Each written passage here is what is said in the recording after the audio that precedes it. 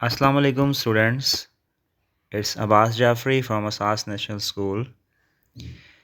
Dear students, as we have decided that on Monday we have a test of chapter number 8. So I will brief you very little bit brief about that what the things we have done in chapter number 8 and what the things that are not be asked in the examination and what is the proper syllabus of chapter number 8.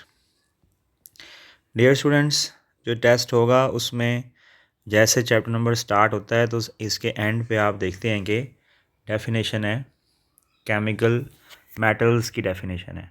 So this definition of metal should be very much important.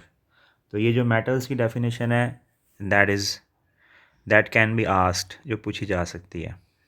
Okay, and on the next page categories दी हुई हैं metals की.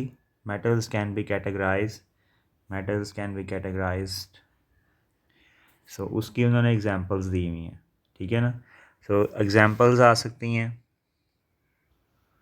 अच्छा students, ये table जो modern periodic table का बना हुआ है, तो आप ये देखेंगे इसके अंदर इनके एटॉमिक नंबर्स लिखे हुए हैं.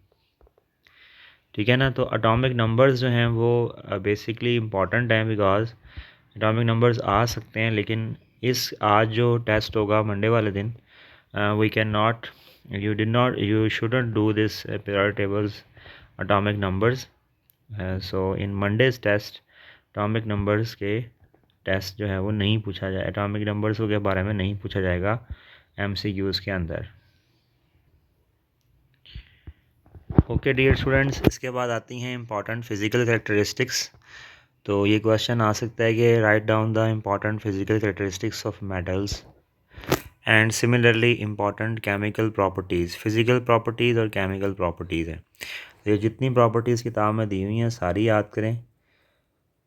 हाँ, और इसके अलावा ये जो क्वेश्चन है आप देख रहे हैं, मैं हाईलाइट भी कर रहा हूँ, ये मैलिएबिलिटी और डक्टिलिटी, यानी कि मैलिएबल. और इसका सवाल जो है, इसका जो आंसर है वो आपने देना है डिटेल आंसर, है ना. The malleability is a property in which metals can be hammered into sheets, and ductility is a property in which a metal can be hammered into wires. उसके बाद आगे देखें ज़रा. ये दोनों क्वेश्चन हो गए हैं. I think you understand. Then these two questions जो हैं वो आ सकते हैं. उसके बाद आगे लिखा हुआ है डू यू नो. तो डियर स्टूडेंट्स, ये डू यू नो के अंदर ये जो सारे दिए हुए हैं, most precious, usable, most valuable, ये सारे आपने करने हैं.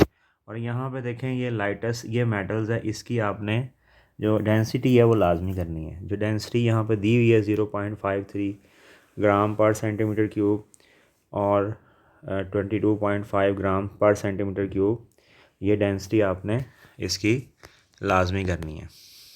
ठीक है जी. तो उसके बाद हम आगे देखते हैं नेक्स्ट जो है, इसमें से जितने भी इसके जो हैं मोस्ट बेस्ट वाले ये सारे आपने करने हैं. इसके बाद डियर स्टूडेंट्स आ जाता है इलेक्ट्रो पॉजिटिव कैरेक्टर. ठीक है. तो इलेक्ट्रो पॉजिटिव कैरेक्टर आ जाता है. वो इलेक्ट्रो पॉजिटिव कैरेक्टर आपने करना है क्वेश्चन. उसमें एग्जांपल्स ये लाजमी देनी है. ये वाली एग्जांपल्स जब आती हैं तो for example sodium atom can lose 1 electron to form a positive ion. ये सारा आपने करना है. ठीक है. इसको आप लिखें. उसके बाद ट्रेंड्स ऑफ इलेक्ट्रो पॉजिटिविटी आ जाते हैं. तो ट्रेंड्स ऑफ इलेक्ट्रो पॉजिटिविटी में जो पहला है, ये ग्रुप्स के अंदर जो इसकी होती है क्या कहते हैं इलेक्ट्रो पॉजिटिविटी, और दूसरे में जो पीरियड्स में है. तो ये पहले वाला जो है वो ग्रुप्स का हो गया, और ये वाला जो है हमारा दैट इज़ पीरियड्स में आ गया. ठीक है. उसके बाद रिलेशनशिप है इलेक्ट्रो पॉजिटिविटी का आयोनाइजेशन एनर्जी के साथ. This topic is relationship of electropositivity with ionisation energy. कि ये किसके ऊपर डिपेंड करती है. वो कहते हैं कि it depends upon electropositive rather depends upon the ionization energy. ठीक है ना. More will be the ionization energy, more will be the electropositivity. तो ये जो सवाल है, पैराग्राफ है, that is basically relationship between electropositivity and ionization energy. Question आ सकता है ये, electropositivity and ionization energy. Okay dear students, इस चैप्टर में से इतना ही है। नेक्स्ट पेज पे आ जाएं। नेक्स्ट पेज पे जो है वो क्वेश्चन जो है वो ये बनता है कि ये जो सारा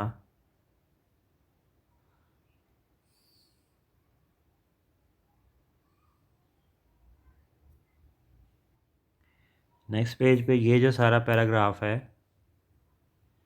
this whole paragraph dear students, whole paragraph नहीं है बल्कि इतना हिस्सा है, इतना मैंने मार्क किया हुआ है आपको, ठीक है, इतना हिस्सा, ये नहीं, ठीक है ना। ये जो है वो क्वेश्चन आ सकता है, ये why the first ionisation energy is high but the second ionisation energy is very high, ठीक है ना। यानी कि पहले first second ionisation energy magnesium की फर्स्ट आयोनाइजेशन एनर्जी से हाई क्यों होती है, ये क्वेश्चन जो है वो पेपर में आ सकता है, ठीक है ना। जो चीज़ें हमने की हुई हैं बस हम पेपर में वही करेंगे। अब आ जाते हैं स्टेबल की तरफ, जो आपके सामने दिया हुआ है। तो स्टेबल में आपने जो है ना इतना हिस्सा करना है, ये वाला डब्बा करना है, ये वाला डब्बा करना है, एटॉमिक नंबर, आयोनाइजेशन एनर्जी, बल्कि आप जो है ना आपको इजी कर देते हैं कि ये वाला हिस्सा बस आपने करना है, इतना, ये वाला हिस्सा, ठीक है ना। सिर्फ लिथियम, सोडियम, पोटेशियम, रुबिडियम और सीजियम का एटॉमिक नंबर, इनकी आयोनाइजेशन एनर्जी, इलेक्ट्रॉनिक कन्फिग्रेशन अगर आया तो ये आपका आएगा, क्या कहते हैं, पेपर में आएगा, ठीक है। उसके बाद जो आपकी इतला के लिए अर्थ है, जो नीचे टेस्ट योर सेल्फ दी हुई है ना, इस टेस्ट योर सेल्फ के जितने भी क्वेश्चन हैं these are related to the book. तो इसका मतलब ये है कि कोई भी एक सवाल जो है वो टेस्ट योर सेल्फ में अगर है, ठीक है, तो वो इंक्लूड हो सकता है, क्योंकि वो सवाल किताब में भी उसका आंसर दिया हुआ है। एक इसमें से क्वेश्चन है, ठीक है, कि वो लिखा हुआ है कि G name a metal that can be cut with knife, ठीक है ना। तो ये जो है वो सवाल ऐसा है कि, लेकिन आप ऐसा करेंगे टेस्ट योर सेल्फ ये वाली सारी करें, इजी है, पहले भी तैयार की हुई है, क्वेश्चन भी इसमें से आएंगे। ओके ने डियर स्टूडेंट्स, 142 पेज जो है वो नहीं है, ठीक है। उसके बाद आ जाते हैं 143 पेज पे, ये भी नहीं है पेपर में। उसके बाद आ जाते हैं हम 144 पेज पे। तो 144 पेज पे यूजेस ऑफ सोडियम है, यूजेस ऑफ मैग्नीशियम है और यूजेस ऑफ कैल्शियम है, ठीक है। तो इसके जो है ना एटलीस्ट जो जिनके 4 यूजेस हैं उनके 3 करने हैं, ठीक है, और कैल्शियम के 2 यूजेस करने हैं। अच्छा डियर स्टूडेंट्स, इसके बाद आता है जी यूजेस ऑफ सोडियम, ये भी आपने करना है, मैग्नीशियम, कैल्शियम, इसके सारे यूजेस आपने करने हैं। एटलीस्ट अगर 4 यूज़ हैं किसी के तो वो 3 कंसिडर होते हैं, और कैल्शियम के तो 2 ही यूज़ हैं, वो तो आपने करने ही करने हैं। अच्छा, इसके बाद है टॉपिक है इनर्टनेस ऑफ नोबल मेटल्स, ठीक है। वैसे तो अगर आप इसमें मार्क करें ना तो यहाँ पे क्वेश्चन ये सारा हिस्सा लिखा हुआ है ट्रांजिशन मेटल्स के बारे में, ट्रांजिशन मेटल्स के बारे में ये सारा पोर्शन लिखा हुआ है। लिखा हुआ है कि द एलिमेंट्स जिनका D orbitals process of filling में होता है उनको हम ट्रांजिशन मेटल्स कहते हैं, और डी ग्रुप मेटल्स कहते हैं। They exhibit a variety of oxidation states, ठीक है। द ट्रांजिशन मेटल्स जो हैं वो 4th और 5th 6th पीरियड की स्टेबल में बताई गई हैं। There are 3 series of transition metals, each series consisting of 10 elements. तो ये सारा टॉपिक जो है वो ट्रांजिशन मेटल्स के बारे में बताया गया है। जो हमने नहीं करना तो इसको मैं कट कर देता हूँ, ये नहीं अभी आएगा क्योंकि ये बाद में पढ़ेंगे ट्रांजिशन मेटल्स के बारे में।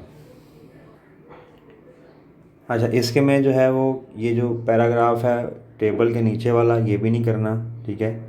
उसके बाद ये सिल्वर के जो है ना वो करेक्टरिस्टिक्स जो हैं वो सिल्वर की, ठीक है ना, ये करेक्टरिस्टिक्स जो हैं वो सिल्वर की करेक्टरिस्टिक्स जो हैं वो ये हैं, पेपर में सवाल दिया हुआ है। जो आएगा। पेज नंबर 145 पे आ जाएं। 145 पेज पे ये सिल्वर के यूजेस दिए हुए हैं, ठीक है ना, ये यूजेस हैं सिल्वर के। उसके बाद नेक्स्ट जो है ये गोल्ड के जो है ना वो दिया हुआ है, गोल्ड की करेक्टरिस्टिक्स क्या है, ठीक है ना। तो उसके बाद जो है ना वो ये कि गोल्ड एज ऑर्नामेंटल मेटल्स के बारे में आता है, ठीक है ना, तो ये वाला पेपर में आएगा, ठीक है। उसके बाद ये जो डू यू नो है ये नहीं आएगा क्योंकि ये मैंने नहीं करवाया, समझाया नहीं है, ठीक है। उसके बाद नेक्स्ट आप आ जाएं तो आगे प्लाटिनम के बारे में दिया हुआ है। प्लाटिनम और ये जो है वो क्या कहते हैं, ये सवाल इसका क्वेश्चन बनता है कि एज ए कैटालिटिक कन्वर्टर के तौर पे जो है वो यूज़ होता है प्लाटिनम का, प्लाटिनम और रोडियम का। तो कहते हैं कि हवाई use of platinum as a catalytic converter, ये लिखना है यूज़ इसमें आपने।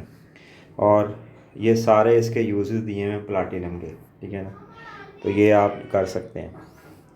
उसके बाद ये टेस्टर सेल्फ जो दी हुई है, ठीक है, ये टेस्टर सेल्फ आपने नहीं करनी। इसमें से एक सवाल है कि एप्लीकेशन ऑफ सिल्वर कर सकते हैं। ये सवाल वैसे बेसिकली कवर हो जाते हैं लेकिन वो आपने बुक से ही सवाल करने हैं, ये नहीं करना। आगे नॉन मेटल्स का है, ये सारा आप करें, ठीक है, इसका बताया भी था, एग्जांपल्स करनी है, ठीक है, फॉर एग्जांपल। और आपको बताया था कि जो इसकी प्रॉपर्टीज़ हैं वो आप ऐड कर सकते हैं केमिकल प्रॉपर्टीज़ के अंदर। ये दो प्रॉपर्टीज़ इसकी, ये दो इसकी एग्जांपल्स दी हुई हैं, ठीक है ना। उसके बाद आप आ जाएं नीचे, non metal character depends upon electron affinity. तो वो कहता है कि नॉन मेटल करेक्टर किस चीज़ पर डिपेंड करता है, ये भी करना है आपने।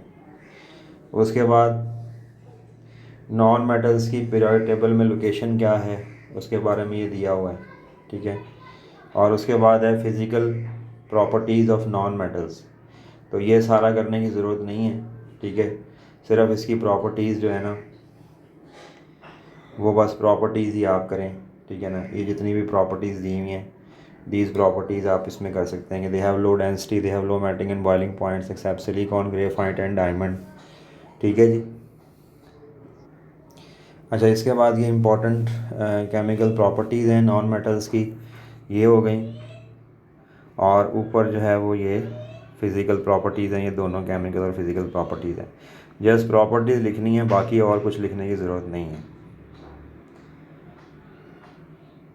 नेक्स्ट जो है वो उसमें जो है ना क्या कहते हैं, सिर्फ आप ये कर लेंगे हैलोजेंस की डेफिनेशन आप करेंगे। जो हैलोजेंस की डेफिनेशन लिखी हुई है यहाँ पे, ये हैलोजेंस की डेफिनेशन कर लें। ये जो हैलोजेंस की डेफिनेशन यहाँ पर मैंने लिखी थी, ठीक है ना, ये कर लें। और उसके अलावा आप